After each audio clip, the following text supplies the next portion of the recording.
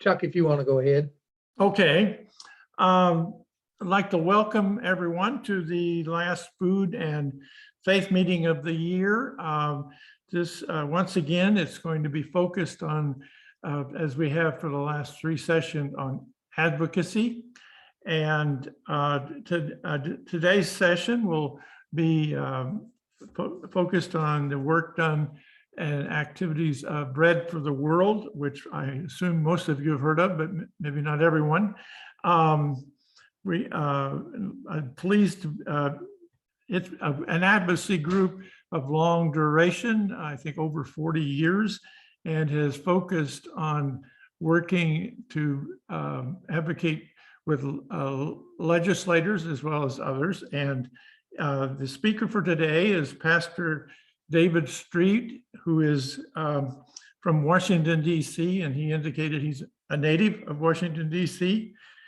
And he's been working with Bread for the World for some time, and his work and experience there includes grassroots organizing and engagement experience of 10 years, and he is now the Deputy Director of Grassroots Organizing for Bread for the World.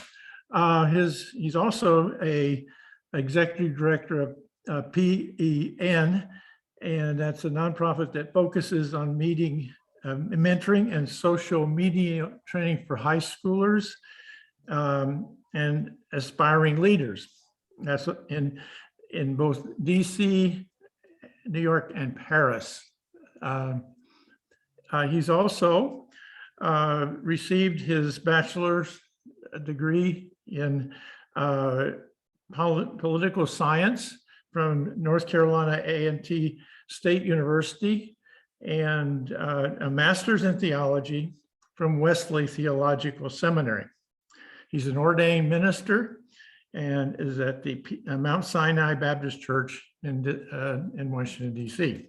Thank you. Some of his honors include selection in 2017 as a National Christian Innovative Leader by Duke University, membership in the National Minority Equality Forum of Leaders in Minority Health, is a member of Omega Psi Phi fraternity, also featured in Black Enterprises 100 Modern Man series, and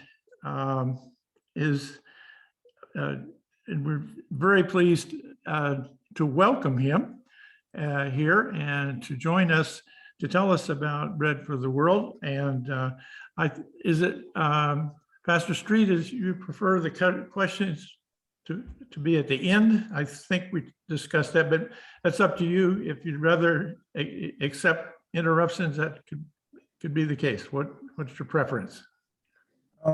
We can do them throughout. People can put them in the chat, or if they want to stop me, they can certainly do that. Okay. Right. I think that, and we've left a fair amount of time for questioning towards the end, and we'll look forward to being able to do that as well.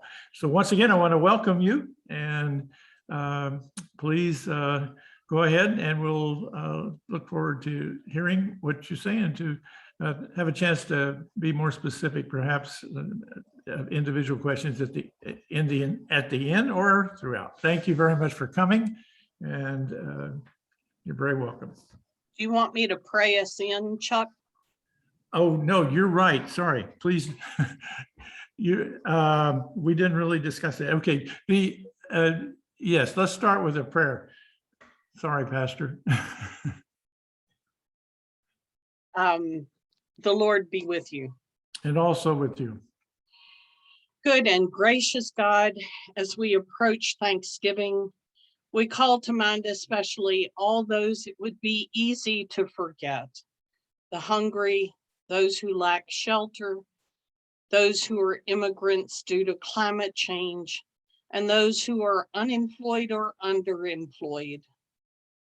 Walk with us always, Jesus, and help us to always be mindful of the needs of others.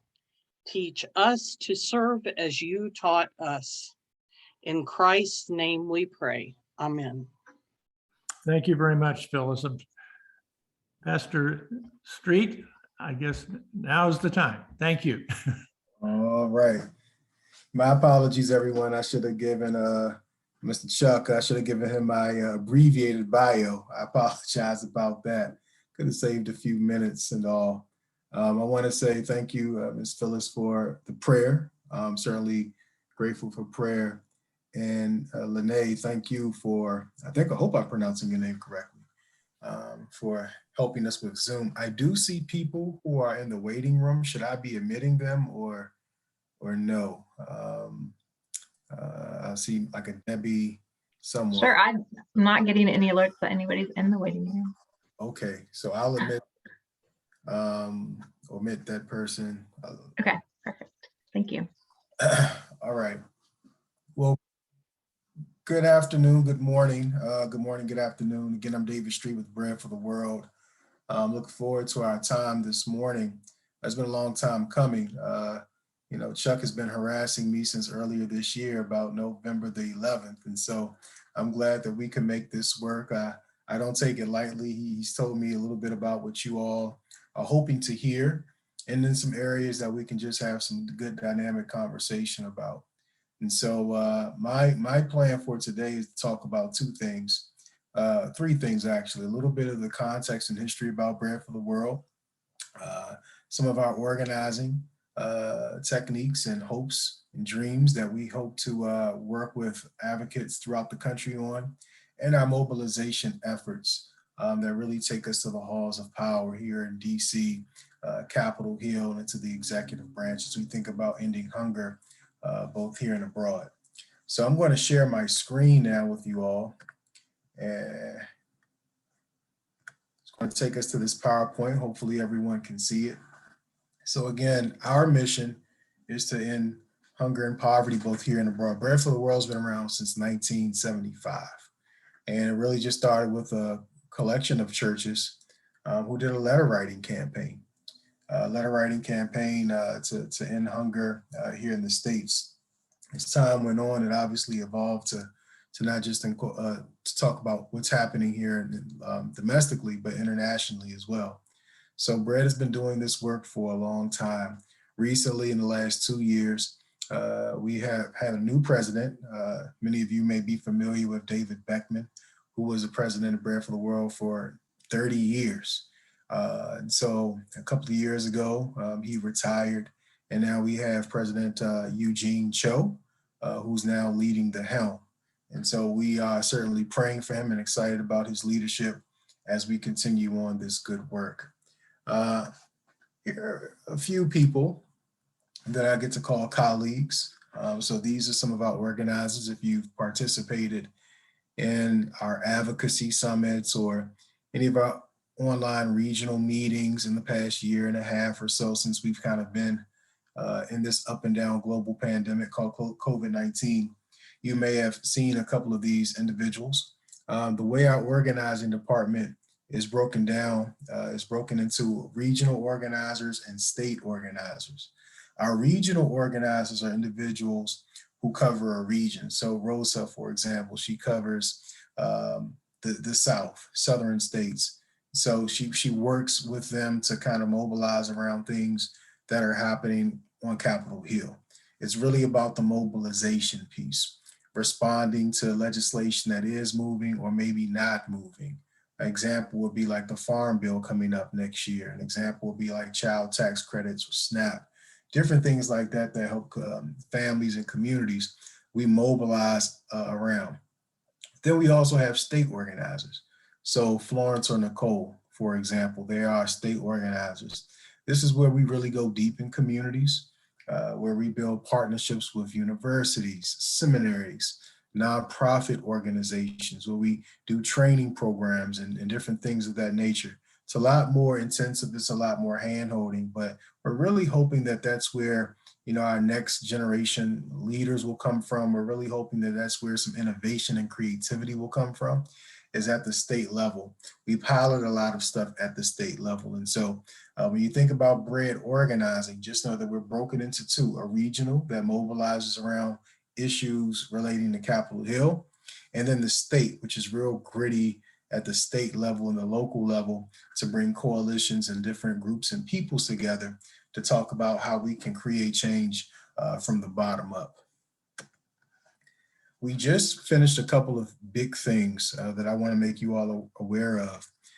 Number one, every year in the summertime, normally it's in June. This year, we had to do it in July. We normally do our advocacy summit, which is a time for us to be inspired and challenged to go out and do advocacy. In August, we always do what's called an in-district month of advocacy because congressional leaders go home for summer recess in August. We tend to set up meetings with them there. So we set meetings up in churches and pantries and different places to meet with them and their constituents on their home turf, and then talk about things that resonate with Bread for the World, and then hear what their responses are. Additionally, we have other types of gatherings and convenings, regional gatherings in the form of webinars as of late are a good way to stay in contact and in the know with what's happening at Bread and what are some of the things that we are working on. And so to that end, let me just kind of give you all a snapshot of our mobilizing efforts. Again, mobilizing is really not organizing. It's really calling your congressman, writing an email, writing a letter, trying to get an in-district meeting to say, hey, we want you to do something about the 1,000 days human infrastructure that Bread for the World is working on. That's what mobilizing is really all about. And so right now, we're still working on our 1,000 days campaign. We want to make the child tax credit permanent because of advocates such as yourself. We were able to get it extended for 1 year. Now we want to make it permanent. We want to push our Congress to make that a permanent resource for families all throughout the country. There are other provisions too that help moms in that first 1,000 days after birth when it comes to education and expanding pre-K programs or expanding paid leave and medical leave. These are things that we want to see included in the bills that are forthcoming. We're doing a lot of work right now and did a lot of work around the Build Back Better. We were able to get a lot of things in there, and then there were some things that we weren't able to get in there. And so as Congress begins to settle down for the year, we will certainly be working very expeditiously over the next few months to make sure that we can have the best impact for our constituents. Let me just kind of give you all some insiders ball, because next year is an election year. We're familiar with the midterms, and you all just had a very competitive governor's race there in Virginia. We know that Congress is probably going to work from January till about June or July.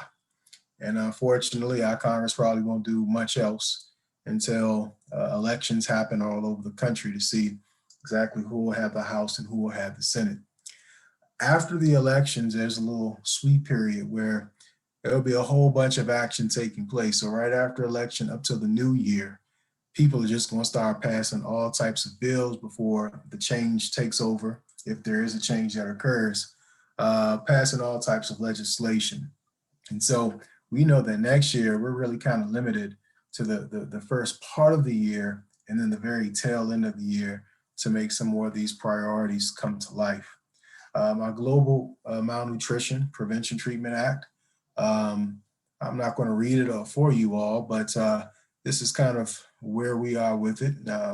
It's been introduced, I believe, in both chambers, and we've gotten some co-sponsors. When we say co-sponsors, that means that we have worked with that office in one shape or form. We've had a meeting or something like that, and an elected official, whether it's through our efforts or efforts from another group, or maybe just their own platform, have decided to sign on to a piece of legislation. And so, as you can see, we were able to pick up several 27 co-sponsors in the House and the Senate. We were able to get 3 because Bread for the World is non-partisan, meaning that we aren't strong to a Republican or a Democratic camp. We like to work both sides of the aisle.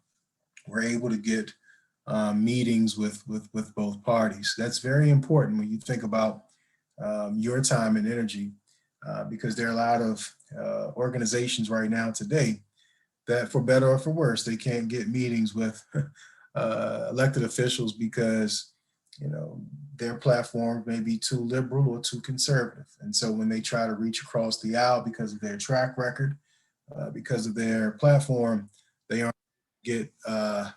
able to get meetings. And so Bread for the World, we kind of pride ourselves on being able to work with both Republicans and Democrats in a productive manner around things that speak to global malnutrition, that speak to the 1,000 days in child tax credit, Build Back Better, and a few other things. I will note that these slides are about 4 days old now because legislation did pass last week around Build Back Better and all. So some of the things that I mentioned, at least in 1,000 days, has already been spoken for.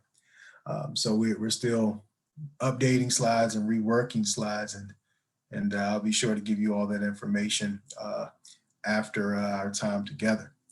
So our next steps. Well, we definitely want to make sure that we continue to talk about the child tax credit. This was something that was incredibly beneficial. We heard from our base. If you turn on any news outlet, regardless of what side of the aisle you're on, you know that families benefited, tremendously from this tax credit. So we want to make that permanent.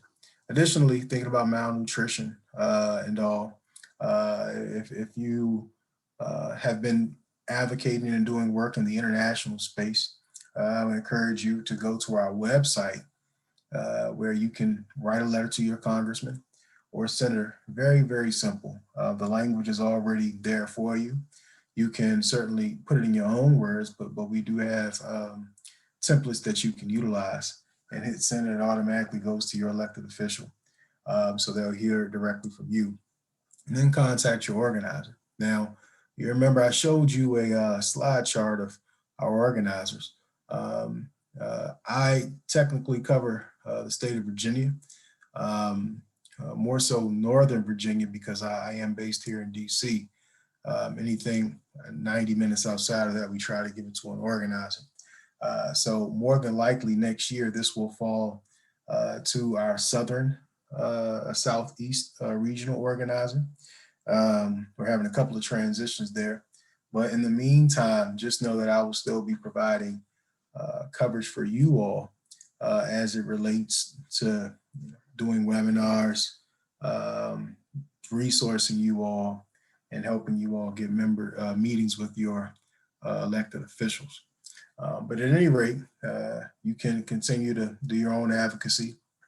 A couple of activities that we encourage people on. Our offering of letters is second, but I want you to know that our offering of letters is our bread and butter.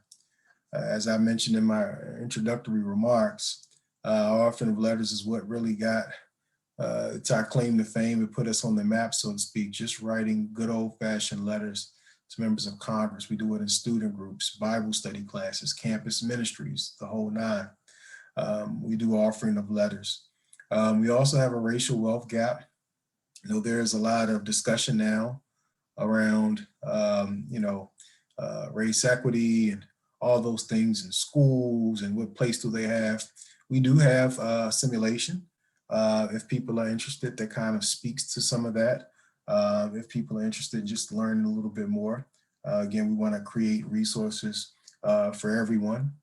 We also have advocacy. Again, we are nonpartisan, so our language will not sway one way or another.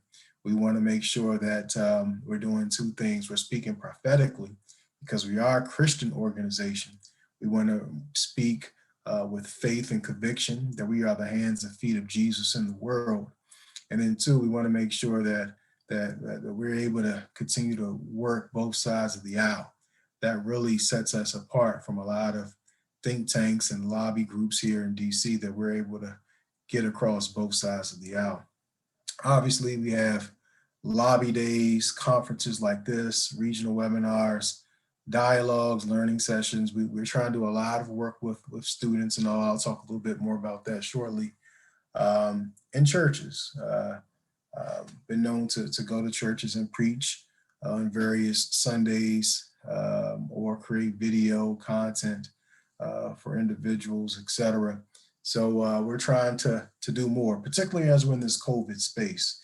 COVID has really showed us where we are a little light at, and where we can get stronger. So we know that we have to build up our digital capacity, and I'm glad to see that you all are utilizing Zoom and probably other platforms, digital tools like email and chat groups and stuff. I'm sure you all are utilizing as we are trying to make sure that we're safe, or at least our loved ones are safe to whatever extent we can, and do the best that we can as we are trying to close out one year and get to another. Recent impact. So last year we were able to get SNAP increased by 15%. Pandemic EBT was also increased. As you could imagine, because of the pandemic, everything was increased. We wanted to make sure, well, when I say we, our government wanted to make sure that people did not get left out. A lot of people have been struggling out there. Some of you may know people who are struggling.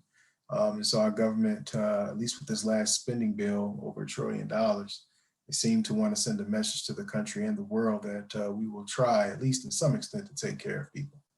So we applaud them. We certainly applaud advocates in Congress, and we encourage our BREAD members to do the same thing. If your congressman has worked with us and has voted with us, send them a thank you.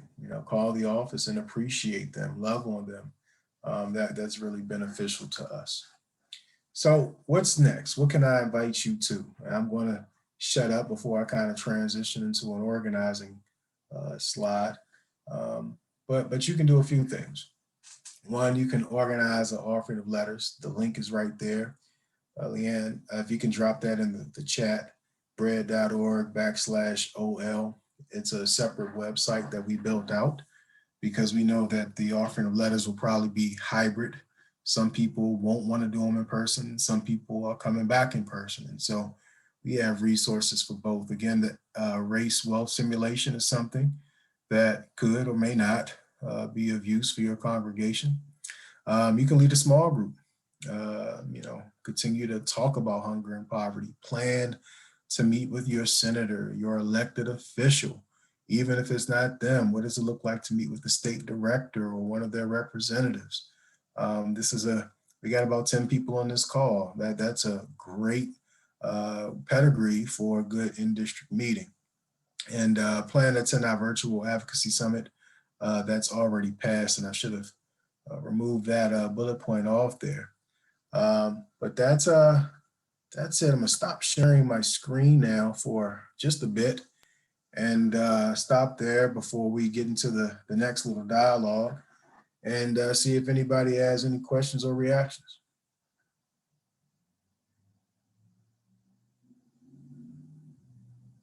Okay. All right. Are you finding that you're still being able to reach both sides of the aisle, that they're listening to you? I mean, I've been a BREAD member myself for probably 30 years, and I've realized that it's always tried to be neutral and just advocate for what you want. But have you found things changing, or?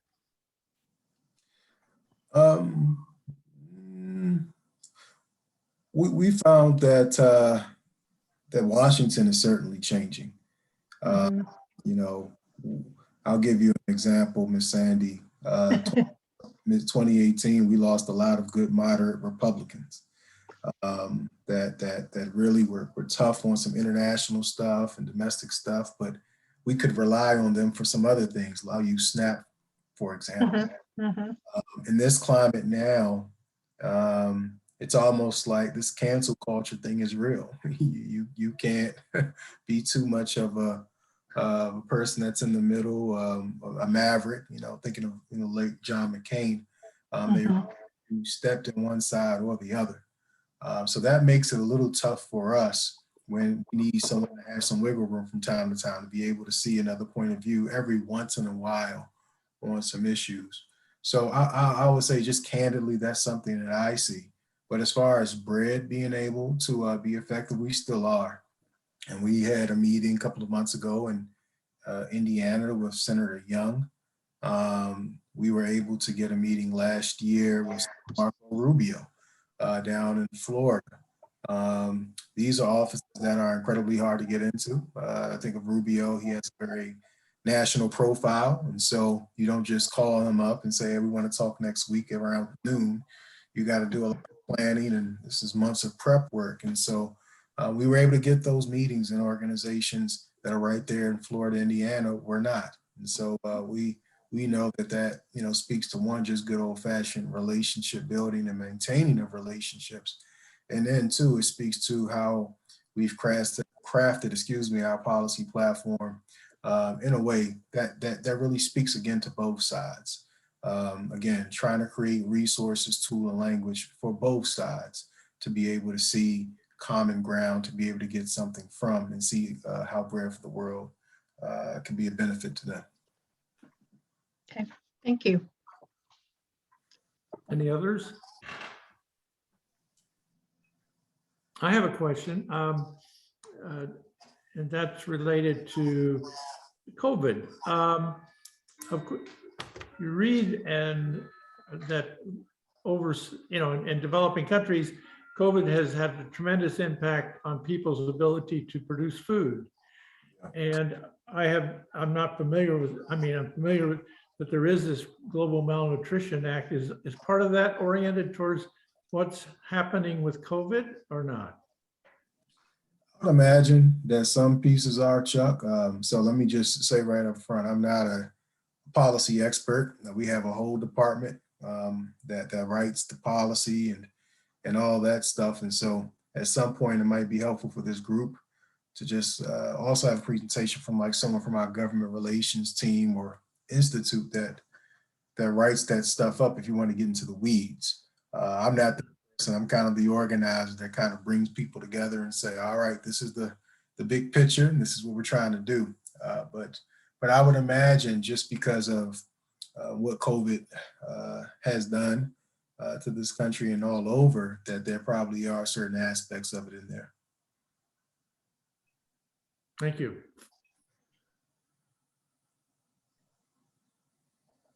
Anyone else? Other questions? All right. Well, we'll keep going on. So my second and last part of our time together, we talked a little bit about more so the mobilizing.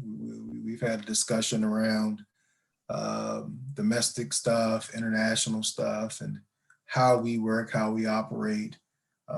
Talked about how people can kind of get involved with the mobilizing, write letters to Congress, trainings to help you be in better position to have an in-district meeting with your elected officials and those different types of things. So it's more about the mobilizing. I'm going to shift gears a bit to talk about the organizing. And here why the organizing is so important. Bread for the World has been around for almost 45 years. I'll just say candidly that in that time we have aged quite a bit. We have become an older organization. We have become an older white organization. And so as we think about the changing landscape from age and demographics, there are two things that Bread needs to do. We got to get a little bit younger, and we got to bring more people under our tent so that we can build more allies and partnerships that benefit people. Because 10 years from now, if we don't do that, Bread for the World may not have a voice that's too loud on Capitol Hill as people are retiring and other things are coming up. So I've been working within Bread to really talk about some of this stuff, to talk about how our churches and our advocates who Sandy, I think it was you, you've mentioned you've been with Brad for 30 years and praise God for that.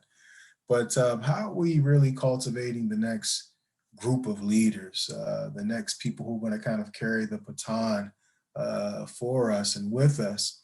And so I created like a short video that I've been encouraging people to possibly look at in their church or parish as a conversation starter, right? To really talk about, all right, where is our church in this conversation? It may be just a conversation that just needs to be had. As someone that's an associate minister at a church that's old and, you know, primarily African American, I know churches are getting smaller and smaller by the year. And so forget bread, these are just conversations that we probably need to be having anyway. So I want to have us look at a 3-minute clip. Promise you it won't take too long. Hopefully it's painless. And it's a conversation starter.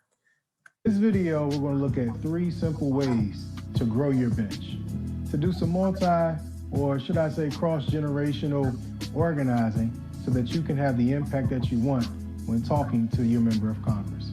Here's step 1. Step 1, build the bench. You gotta build your bench. What do I mean by build the bench? It's actually a sports analogy.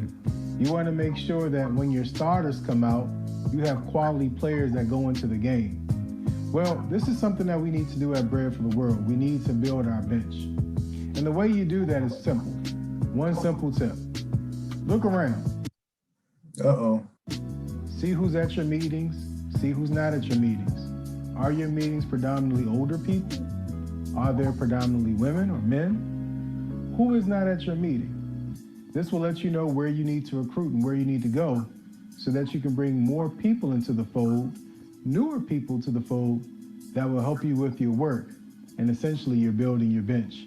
You're going from 2-star players to 4-star players, 4-star players to 30-star players, 30-star players to 60. Build your bench. That means reaching past generational lines. That means reaching past demographics to bring people in. Step 2, talk about your why. So you've identified who's not at the table. You've identified who's not currently on your team.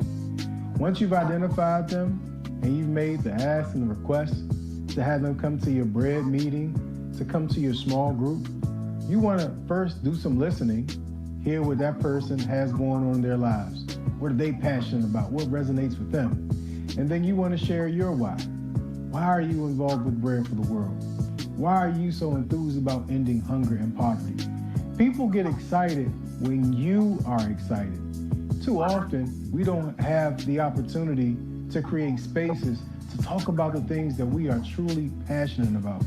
But when you share your why with new people, if nothing else, they gain a deeper understanding and appreciation for you and the purpose that God has put on your life. Step 3, be open. So you've identified who's not in the room, and you said, I got to build my bench. I've been doing this work for 30 years. We need some fresh blood. We need some new ideas. We need new people. Then you've got those new people, and you shared your why, and you've talked to them, and you know where they are in life, and you guys are resonating and gelling together. Now it's time to be open. What does be open mean? Well, that might mean you might have to try some new things. You might have to be open to new ideas. You might go into the digital and social media space in ways you didn't think about. There might be a new type of advocacy strategy or recruitment drive that takes place that goes against the grain from what has traditionally been done in your church or parish. But the main thing is you want to be open to new ideas from the new people who are coming your way. Be open. Talk about your experiences. Baby boomers have a lot to share with millennials, and millennials have a lot to share with baby boomers. But advocacy and the special place that we call the church are the prime instruments and can be prime spaces for us to come together, grow together, and strengthen ourselves to do God's work here on earth. Again, I want to say thank you all so much for attending our advocacy summit.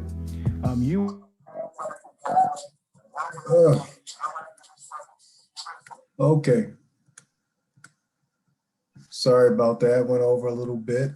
Again, some of this stuff is a little dated by a couple of days or in a couple of months, if you look at this video.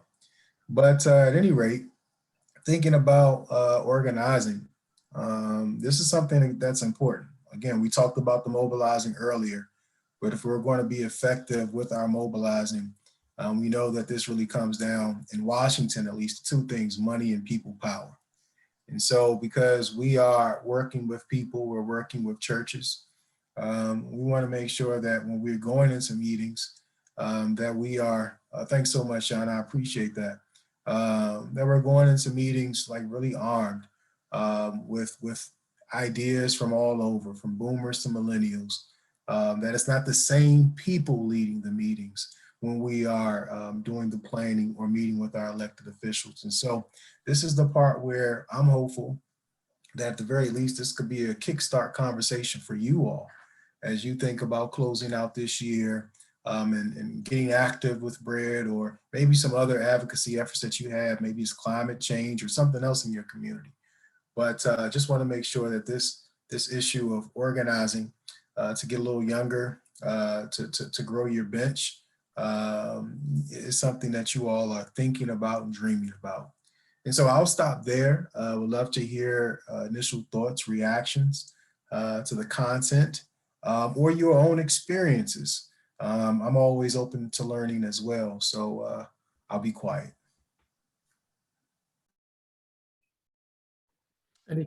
David, I think you made an excellent point about growing the bench, because I see, and where we're working with our local food bank is we're kind of in a, I won't call it crisis point yet, but all of a sudden we've had a lot of our volunteers. We lost with COVID, they're older and they're not coming back. I mean, a lot of them are now in their 80s and they're getting older, and it's trying to reach out and find that younger audience so that we can get more assistance from them. But I like your analogy. I thought that was pretty effective and very approachable for younger people too. We need to think more along those types of analogies than something that might be attractive to someone maybe our age. Sandy, just a side point. I have access to hundreds of volunteers from the college. I have no issue throwing some your way for things to Well, do. we do have them. It's just that Oh, you do? it's the timing, because we're open during the day. That's part of it. And Right. John and I both work in Blacksburg, Virginia. So so we're near each other. We're supportive ministries. But what we're finding is just trying to find those people that are willing to put in the hours for the big volunteer jobs, like volunteer coordinator and things like that. Those are the harder ones because we don't pay. Everything we do is volunteer. Right. Now you know all our troubles. John, can I ask, I know you mentioned the college. Which college are you affiliated with? Virginia Tech. I'm the director of Micah's Backpack. We serve about 300 kids each weekend with 6 meals. And there's about 38,000 students during the school year out of Virginia Tech. So, well, John, Chuck, if after this, I would love to be connected with John to just kind of share with him some of our college work. We've done some great work on some colleges over the past 4 or 5 years, taking to an advocacy training, different things of that nature, and then trying to connect them to efforts in their community and obviously in the digital space too, because that's where a lot of them are. Sandy, going to your point, again, just want to affirm that what you're saying is absolutely 100% correct. That people are busy. People are in some cases tired. They've been doing this for a while now. And there's COVID. Some people are just a little bit more cautious than they were a year and a half, 2 years ago. So those things are real. What I would say though, as you all are utilizing Zoom And I'll just applaud you now. I've been on, you guys are a lot further than some of our members. No, seriously, hear me. I was in a group up in upstate New York called, and they just wanted to do it on a conference line on the phone because they didn't have anyone to run a Zoom, and they didn't have the knowledge or wherewithal to do it. They've been writing letters for 25 years or so, but this has really impeded them. And so to that end, as you all are crafting your agendas and all, maybe good to have John bring on a couple of those students where they can kind of share what they have going on at Virginia Tech. And one thing I know about conversation, it always sparks ideas. We get a chance to say, oh, wow, well, this is how we could probably benefit this student or this group. And let me ask a few more questions. And before you know it, you have a quasi partnership that didn't exist. But because the space was there and an invitation was shared, you'd be surprised, what a little intentionality can do. So I would encourage you all to think about that, having, being intentional, having one of those students maybe quarterly come, just give an update, talk about what they need, and is this a need that we can meet, and how can we partner? This is where we are. We're a little older, but here are our strengths. Take it or leave it, and go from there. David, in our church, just to be specific to churches, we've got the opposite problem. We are an old, in a retired community, more or less, if you know Smith Mountain Lake area. And it's about 30 miles east of Roanoke. And in this, we have a hard time even getting a good offering of letters going, partly because of people's feeling that churches shouldn't be political. And a lot of people, I think, grew up in that kind of environment. So we've had a harder time than we ever expected. We're actually a member church. I mean, and any hints or information you could pass along about how, because of the generational differences, and I think people grew up thinking, oh, you don't do politics in the church. That's just really not something you do. And of course, that's not what I feel, or a number of other people feel, but I think probably the majority do feel that way. So Chuck, I want to repeat what I think I heard you say, and just simply say yes or no, and I can respond. Okay. You all have an older church, pretty much a lot of retirees in your church. Mm-hmm. So not a lot of young people, and the mindset is that the church shouldn't be involved much in politics. Yes? Right. Great. All right. Well, first off, I want to say it's absolutely normal, whether you're white church, black church, old church, and even some younger churches, there is a feeling that church should certainly be away from politics for a number of different reasons. Some of them, are valid and make sense. What I always encourage churches in this space, though, to do is one, let's define what engagement looks like. Are we lobbying or advocating for something? Or are we just simply trying to build a relationship with our elected official? Because I think once you've identified and have some common ground on, what the purpose of a meeting is, that can be a gateway to a lot of things. So let me give you an example. There was a church up in outside of Philly, and their congressman was Charlie Dent, who's now retired, and same type of mindset of we don't do politics in church. Well, you said, what if we just invite the congressman to talk about what he's doing on behalf of the community? We're not going to advocate, no letters or anything like that, but let's just have a little breakfast with our elected official. I mean, some of us probably still voting, even though we don't, so let's just hear what he has to say. And so they did that. And he came and he talked about all these things. And then the most bizarre thing happened, because some of these people have been coming to Bread for a while. They, oh, well, you know, I want to talk about this piece of legislation. It's something about, again, when you get in that space, something happens. And so it's all about creating space when you think about organizing. And so, to your point, maybe it's creating a space with an elected official. We're going to go in and we're just wanting to listen. You know, what's happening in the district, what's happening in the state, what's happening in our community.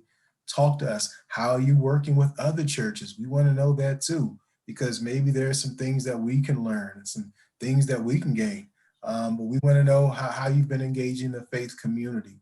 Have those conversations outside of the election year, and build a relationship with that office. And if the church still keeps its stance where, hey, you know, we don't do the whole advocacy thing, okay, praise God, that's not what we do. But at least you have a relationship that elected official knows who you are, you know who they are, you know who the office is. And I can't tell you, Chuck, how important and valuable that is. Thank you. Another comment? Question? I wanted to say something. I agree with a lot of that. Our church is in Virginia Beach, and Virginia Beach is 500,000 people or more, and we are struggling to keep membership that they're not 75 and older or 65 and older. So I completely understand where you're coming from. I think it's a great idea to involve Virginia Tech, because even if you've got just a few students and they went back to their communities, because they have a lot of students that are in state and out of state. So they just might take something back and maybe not use it right away, but as they grow and get, you know, married or have families, they might decide to, hey, this would be a great idea to bring back to this or that and build a foundation for the church. So I think that's a great idea with the Virginia Tech. You have a lot of colleges out that way. My daughter went to Roanoke. Cheryl, I just want to say, I totally agree with you. Our director of organizing, he was introduced to Bread in college. With And, all kinds of project requests I'm dealing with it's almost the end of the semester. So all of a sudden they want interviews and they got to write that paper before the end of the semester. But yeah, you're right, Cheryl. We noticed a big difference in the contributions that we got to the food pantry and so forth this year over last year when COVID shut down everything and a lot of them worked from home. We didn't get the support. They're great. I mean, believe it or not, about working food drives and contributing. I mean, we have fraternities, sororities that drop stuff off for us all the time. Right. So it's very actually heartwarming to know that there are students that are concerned. But how we get them in the churches, but that's a whole nother conversation to stay. It is, and I just want to go back to Cheryl, to your point again, totally agree with you. And so hopefully this can be a space where maybe one student is invited to kind of talk and give updates or just get to know, et cetera, et cetera. And again, I just was sharing how Sandy or Cheryl, I don't know, I think it was you, Cheryl, our director of organizing, he was introduced to Bread in college and now he's working at Bread for the World. So you never know how these things as Right. far as as far as young people in the church. And Sandy, you're absolutely right. I give these types of conversations here in DC all the time because there has to be a bit of challenge there, because sometimes I think churches just want the appearance of young people, but if you really want young people, then that's going to come with new ideas and things, and that may mean giving up some power. That may mean, trying Change. to change. Change. They don't want to change. Exactly. So when we say we want young people, what are we really saying? Do we want the appearance of young people, or do we want young people because that means something totally different? But as far as getting them into the church, let's just start by getting them on a Zoom call, or if we're organizing something, can we make a goal just to get one or two of them? Again, just trying to figure out from a prophetic way how the Lord can use the space, and then from a strategic way, what we want to gain from that space as it relates to relationship building, advocacy, and all those wonderful things. Well, my husband is church council president and I'm secretary right now. So I can't wait. And he's a big football fan. So I'm going back tonight to our council meeting, talking about building the bench. That's right. Build the bench. He'll love that.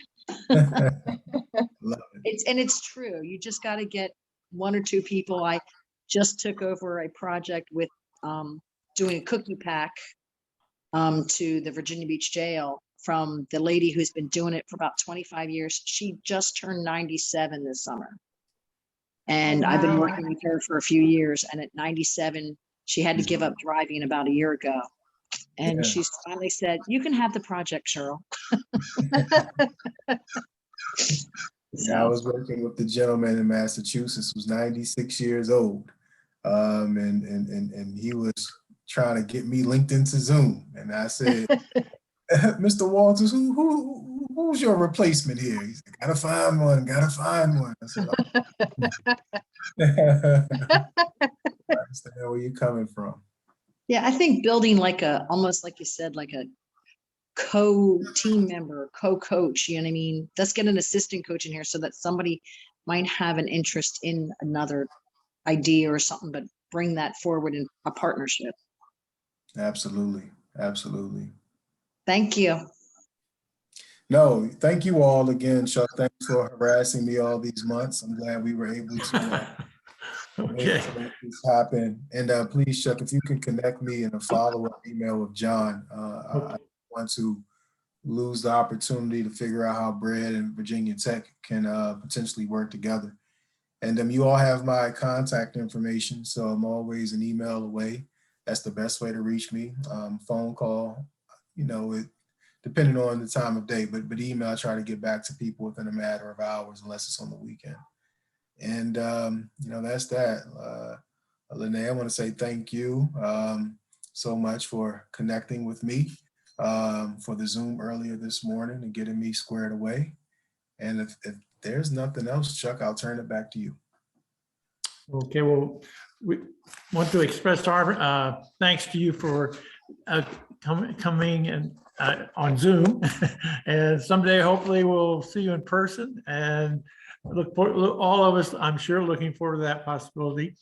But and thank you for your presentation and for the ideas about where Bread is headed and where it's been a little bit as well. And I think it's been very helpful and thought-provoking as well. We, as I mentioned, we will not be having, I guess, another one of these types of sessions this year. We're going to our next get-together, and just want to remind people, will be Days for All People.